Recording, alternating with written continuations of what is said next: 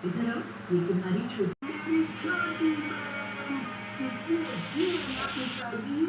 हाँ बेटा, अभी तक तो पता चला नहीं। एक दिन जाकर तो मैं कल्ला उससे मिलने उसके घर देख रही हूँ मैं कि अपनी बेटी को छोड़ उस सौतेले लड़के से ज्यादा प्यार करती है। तुझे जरा भी अंदाजा है क्या? ये जो इतनी बड़ी जमीन जायदाद है वो सब तेरी बेटी को नहीं, उस सौतेले को मिलेगी। माँ, ये आप कैसी बातें कर रही हैं? पहली बात तो वो मेरा सौतेला बेटा नहीं अपना बेटा है, और रही जायदाद की बात तो किसी को भी मिले, मैं तो दोनों बच्चे मेरे हैं। कितना समझाया पर इस लड़की को समझ में कुछ नहीं। जो करना है मुझे ही करना है। मुझे पता नहीं, अब मैं इतनी दूर से आई हूँ तो सोच रही हूँ कि कुछ दिन रह कर ही जाऊँ। लेकिन बहुत ही अच्छी बात है, मुझे भी तुम्हारे साथ रहने को मिल जाएगी। कभी वहाँ धैर्य भी आ जाता है। धैर्य बेटा, ये तुम्हारी नानी है, चलो नानी को नमस्ते करो। धैर्य नानी को नमस्ते करके अपनी बहन के साथ खेलने लगता है। विशाखा भी किचन में काम करने चली जाती है। ये भी अच्छा मौका है इसे सबक सिखाने का। इस लड़की को ये कभी भी ये संपत्ति को लेने नहीं देगी। ये सब मेरी बेटी का है, उसके बच्चे का है। कमला विशाखा की बेटी मान्या को चुपचाप चूटी भर देती है तो वो जोर जोर से रोने लगती है। हाय रे, ये देखो क्या कर दिया इस छोटी सी बच्ची का, बेचारी के लाल पड़ गया। क्या हुआ? मान्या को रो क्यों रही है? और इस तरह हुआ क्या? किस चीज के बारे में आप बोल रही हो? यही कि धैर्य ने मान्या को चूटी भरी। अरे ऐसा भी कोई केस होता है क्या भला? इस लड़के को जरा अपनी बच्ची से दूर रख, मैं बता दे रही हूँ तुझे। मैंने कुछ नहीं किया। धैर्य, वो छोटी बच्ची, उसके साथ इस तरह नहीं खेलते। जाओ यहाँ से, अब इससे दूर रहना। धैर्य रोता हुआ वहाँ से चला जाता है। अगले दिन कमला चुपचाप मान्या को धैर्य की गोद में लिटा देती है और बहुत जोर से चिल्लाने लगती है। विशाखा, विशाखा ये देख यहाँ, जल्दी आओ। विशाखा दौड़ती हुई वहाँ आती है। क्या हुआ? मुझे क्यों बोला? ये देखो तेरे बेटे ने क्या हरकत की, मान्या को गोद से उठाकर घूम रहा है। वो तो भगवान का शुक्र है जो मैंने देख लिया और वक्त पर आकर उसे पकड़ लिया। ये तो पता नहीं क्या हुआ, अभी खुद को तो संभाल नहीं सकता, इसे क्या संभालेगा? विशाखा को बहुत गुस्सा आता है और वो गुस्से में धैर्य को एक थप्पड़ मार देती है। फिर क्या? कमला झूठ बोलकर रोज धैर्य को विशाखा के हाथों में लगा दी। अब विशाखा धैर्य को दरवाजे पकड़ नहीं करती थी। विशाखा को तो मैंने उस लड़के से दूर कर दिया है दामाद जी।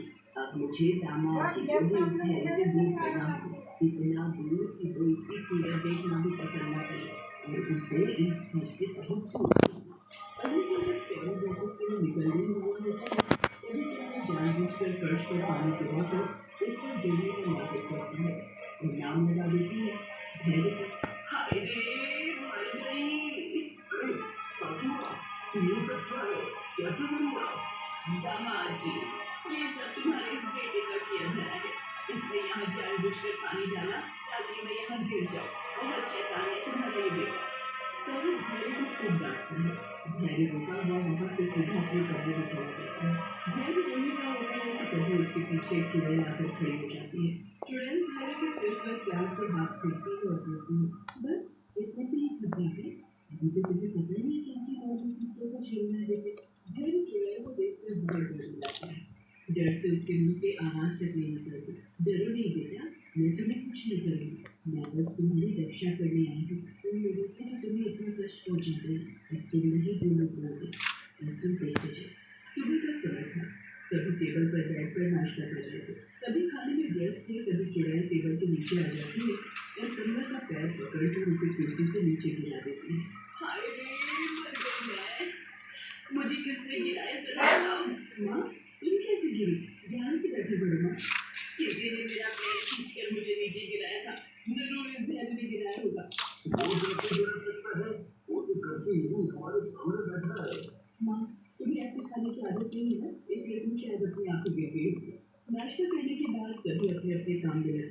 धैर्य छत पर अकेला खेल रहा था। कमला चुपके से उसे देख रही थी। पास कोई नहीं है, यही अच्छा मौका है। मैं इसे छत से धक्का दे दूंगी और फिर इसका काम समाप्त होगा। कमला चुपचाप धैर्य को छत से धक्का दे देती है पर नीचे खड़ी चुड़ैल उसे अपनी गोद में पकड़ लेती है।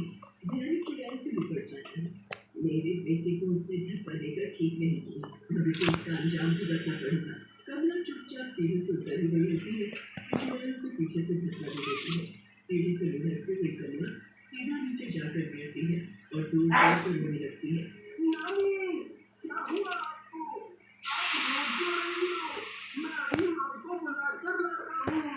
मैं मेरे से इतने ऊपर से झटका दिया था, पर ये तो बिल्कुल ठीक ठाक है। इसको तो जरा सी खरोच ही देना है। विशाखा माँ को सहारा देते हुए उसके कमरे तक ले जाती है। कमरे के बहुत डर था, वो हिल भी नहीं सकती थी, उसको बिस्तर पर ही लेटी रहती थी। रात का वक्त था, सभी सोए हुए थे, पर धैर्य अपने कमरे में जाग रहा था। क्या हुआ धैर्य बेटी, क्या तुम्हें नींद नहीं आ रही? तुम तो चुड़ैल हो, तो मैं तुम्हें क्यों बताऊं कि मुझे क्या हुआ है? रहने दो, मत करना। और मुझे पता है कि तुम इस वक्त अपनी माँ के बारे में सोच रहे हो। मैंने सही बोला है। नहीं माँ, अब मुझे प्यार नहीं करती। वो बस मेरी छोटी बहन से प्यार करती है, इसीलिए मैं उसके बारे में वरती नाही सगळ्यातला सगळ्यातला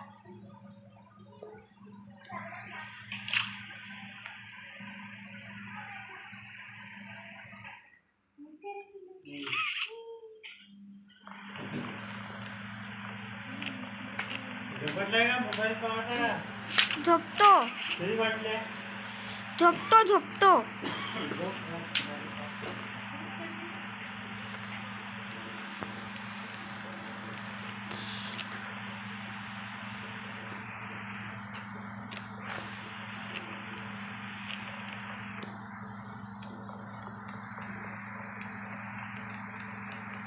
मोबाईल भेटला मोबाईल सोडत नाही. नाश्त्यात नाही टीव्हीच पाहिजे. तुम्ही मुलचे बोलते कधी शिकवत नाही. हो ना? हाँ थोडंसं तिकडून शाळेतून आला आणि लॅपटॉप घ्या नाकाचा मोबाईल काय असं डोळे खराब करा अभ्यास नाही दिसत काय करतो तर अभ्यास काय अभ्यास करतो का अभ्यास करतो घेतलं का ती पुस्तक हा मोबाईल लॅपटॉप तिला टी व्ही दुसरं कामच नाही कोणी तुम्हाला कोणा हॉटेलला एका शब्दानं तर ठेवतच नाही